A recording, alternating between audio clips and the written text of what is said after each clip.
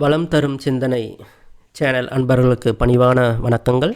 இன்றைக்கி நாம் கலியுகத்தை பற்றி நம்ம யுதிஷ்டர் சொன்ன தகவல்களை பற்றி தான் பேச போகிறோம். இந்த கதைகளில் படிச்சிருப்போம். மகாபாரதம் போர் முடிஞ்சதுக்கப்புறம் யுதிஷ்டருக்கு பட்டாபிஷேகம் நடந்தது. அதன் பின் அவர் நாட்டை நல்லா சிறப்பாக ஆண்டுகிட்டு வந்த நேரத்தில் ஒரு நாள் அர்ஜுனன் கடைவீதி பக்கமாக போயிட்டு இருந்தான். அப்போ ஒரு குதிரையை பார்த்தான். அந்த குதிரையை பார்த்த உடனே அந்த குதிரைக்கு சொந்தக்காரர்கிட்ட வியாபாரிகிட்ட அதை பற்றி விலைக்காக கேட்டான்.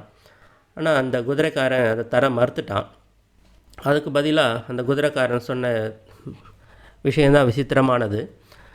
நான் காசுக்காக தர்றதில்லை இந்த குதிரையை, வேணுமென்னா ஒரு கேள்வி கேட்குறேன், அந்த கேள்விக்கு நீ சரியான பதில் சொல்லிட்டேன்னா இந்த குதிரையை உனக்கு இனாமாக தர்றேன் அப்படின்னு சொல்லிட்டாப்புல அந்த வியாபாரி. உடனே கேள்வியும் சொன்னான்.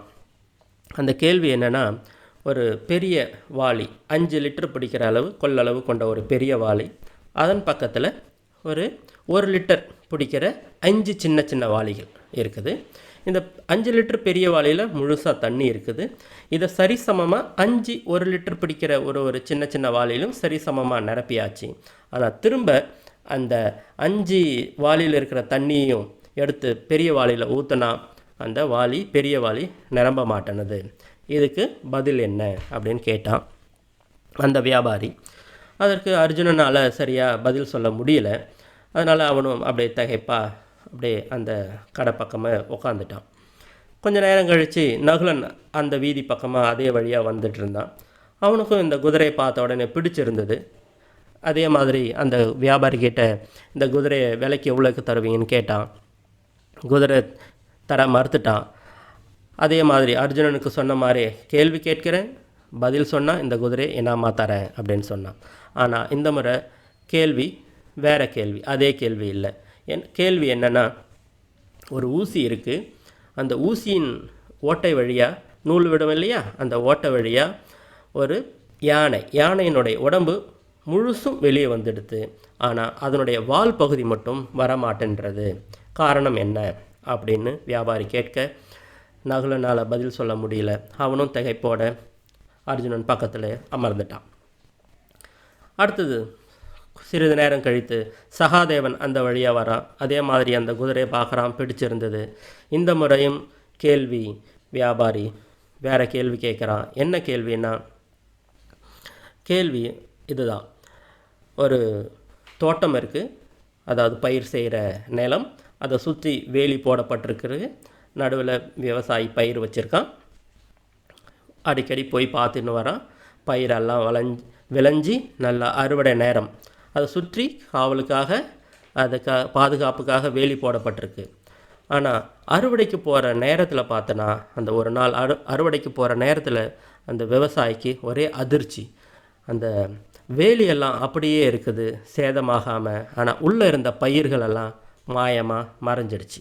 இது எப்படி சாத்தியம் அப்படின்னு அந்த வியாபாரி சகாதேவனை பார்த்து கேட்க, சகாதேவனால் சரியாக பதில் சொல்ல முடியல. அவனும் திகச்சிட்டு அப்படியே அவங்களுடைய அண்ணனோட சேர்ந்து உட்காந்துட்டான். கொஞ்ச நேரம் இப்படியே போயிட்டு இருந்தது. கொஞ்ச நேரம் கழித்து பீமன் வந்தான். அந்த 3 பேரையும் தேடிக்கிட்டது. அர்ஜுனன், நகுலன், சகாதேவன். இது மாதிரி அண்ணா அவங்கள ரொம்ப நேரமாக தேடிட்டுருக்காரு, வாங்க போகலாம் அப்படின்னு அரண்மனைக்கு போகிறாங்க இவங்க 4 பேரும். அப்போ யுதிஷ்டர் கேட்குறாரு, என்ன இவ்வளோ நேரம் எங்கே போயிருந்தீங்க, ஆளே காணாம் அப்படின்னு கேட்க, அப்போ இவங்க 3 பேரும் தங்களுக்கு நடந்த நிகழ்ச்சியை யுதிஷ்டர் முன்னாடி சொல்கிறாங்க. அந்த யுதிஷ்டர் ஒவ்வொரு கேள்வியும் அவங்க அர்ஜுனன், நகுலன், சகாதேவன் சொல்லும்போது யுதிஷ்டருக்கு திகைப்பும் ஒரு வகையான கவலையும் தான் பார்க்க முடிஞ்சது இவங்க மற்ற 4 தம்பிங்களால். அப்போ இதை கேட்டாங்க, ஏன் அண்ணா நீங்கள் நாங்கள் சொல்கிற கேள்வியை ஒரு சாதாரண விடுகதை தானே, இதற்கே நீங்கள் ரொம்ப கவலையோடு காணப்படுறீங்க அப்படின்னு இங்கே 4 பேரும் கேட்க, அதுக்கு தன்னை ஆசுவாசப்படுத்திக்கிட்டு யுதிஷ்டர் சொன்ன பதில்கள் தான் இங்கே ரொம்ப முக்கியமானவை. அதற்கு முதல்ல சொன்னது யுதிஷ்டர் என்னென்னா, இந்த கேள்வியை கேட்டவன் சாதாரண மனிதன் இல்லை, அவன் கலிபுருஷன். அது மட்டும் இல்லாமல் ஏன் நான் சற்று கவலை அடைந்தேன்னா, வரும் யுகத்தில் கலியுகத்தில் மக்கள் எப்படி இருக்க போகிறாங்க, அவருடைய பண்புகள் குணநலன்கள் எப்படி இருக்கும் என்றதை நினச்சி சற்று கொஞ்சம் பயந்துட்டேன் அப்படின்னு சொன்னார். அப்படி என்னண்ணா அப்படின்னு இவங்க 4 பேரும் கேட்க, அதுக்கு ஒவ்வொரு விடுகதைக்காக பதில் சொல்ல ஆரம்பிக்கிறாரு யுதிஷ்டர். முதல் விடுகதை என்னென்னா, பெரிய 5 லிட்டர் பிடிக்கிற வாளி பக்கத்தில் ஒரு லிட்டர் பிடிக்கிற சின்ன 5 வாளி எடுத்து ஊற்றுனா சரி சமமாக ரொம்பிடுச்சு, ஆனால் திரும்ப ஊற்றுனா ரொம்பலை. இது என்னத்தை குறிக்குதுன்னா, ஒரு தாய்க்கு எத்தனை குழந்தைகள் இருந்தாலும் அந்த குழந்தைகளை தன் தாயானவள் சரிசமமாக பாவித்து அந்த குழந்தைங்கள வளர்த்து எடுத்துருவா. ஆனால் பிற்காலத்தில் அந்த குழந்தைகள் அந்த தாயை கவனிக்க மாட்டாங்க. இதில் இருக்கிற இன்னும் ஒரு முக்கியமான உள்கருத்து என்னென்னா, இங்கே எந்த ஒரு விஷயத்தையும் பார்த்திங்கன்னா அறிவினால் நிரப்ப முடியாது, அன்புனால தான் நிரப்ப முடியும். ஆக மொத்தத்தில் வருங்காலத்தில் கலியுகத்தில் அன்பு என்றது மக்கள்கிட்ட ரொம்ப குறைச்சலாக காணப்படும் அப்படின்னு சொல்லி முடித்தார் முதல் கேள்விக்கான பதில். இரண்டாவது கேள்வி என்னென்னா,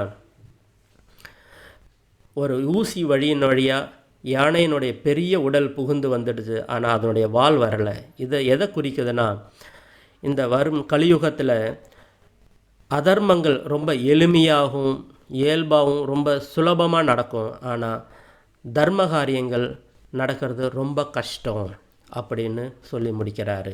அது மட்டும் இல்லாமல் இந்த கலியுகத்தில் மக்கள் எப்படி இருப்பாங்கன்னா, லௌகீக விஷயத்தில், அதாவது தப்பான விஷயங்களை ரொம்ப அதிக நாட்டம் உள்ளவங்களாகவும், எளிமையான தர்ம காரியங்கள் நல்ல சிந்தனைகளில் செய்ய முடியாமல் சோம்பேறித்தனமாக மக்கள் இருப்பாங்க. அதுக்கு முன்னுரிமை தரமாட்டாங்க, முதல் உரிமை தரமாட்டாங்க அப்படின்னு சொல்லி முடித்தார் ரெண்டாவதுக்கு. மூன்றாவது என்னுடைய விடுகதைக்கு பொருள் என்னென்னா, வேலி அப்படியே இருக்குது, உள்ளே இருந்த பயிர் காணாமல் போயிடுது. இதை எதை குறிக்குதுன்னா, இந்த வேலி என்பது என்னென்னா மக்கள். வேலி என்பது என்னென்னா அந்த மக்களை காக்கிற அதிகாரிகள். இந்த அதிகாரிகள் என்ன பண்ணுவாங்கன்னா, மக்களினுடைய செல்வங்களை ரொம்ப சுலபமாக சுரண்டி சாப்பிட்டு அவங்க சுகபோகமாக வாழ்வாங்க. ஆனால் மக்கள் ரொம்ப கஷ்டப்படுவாங்க.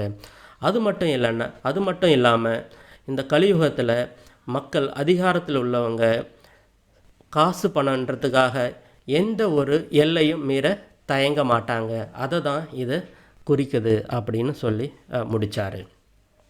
இதுதான் இந்த கலியுகத்தில் நடக்க போகிற கோரமான விஷயங்கள். இதை நினச்சி தான் நான் பயந்துட்டேன் அப்படின்னு சொன்னார். சரி, இதுதான் நடந்துகிட்ருக்கு. இதையும் நாம் பல இடங்களில் நம்ம அன்றாட வாழ்க்கையில் பார்த்துக்கிட்டு வரோம். சரி, அப்போ கலிக்கு இவ்வளோ கஷ்டங்கள் மட்டும்தான் இருக்கா? அப்படி இல்லை. கலிக்கும் இந்த கலியுகத்துலேயும் சில நன்மைகளும் இருக்குது. அதை நாம் அடுத்த கதையில் பார்ப்போம். இந்த கதை உங்களுக்கு பிடிச்சிருந்தா சப்ஸ்கிரைப் பண்ணுங்கள், ஷேர் பண்ணுங்கள். நன்றி.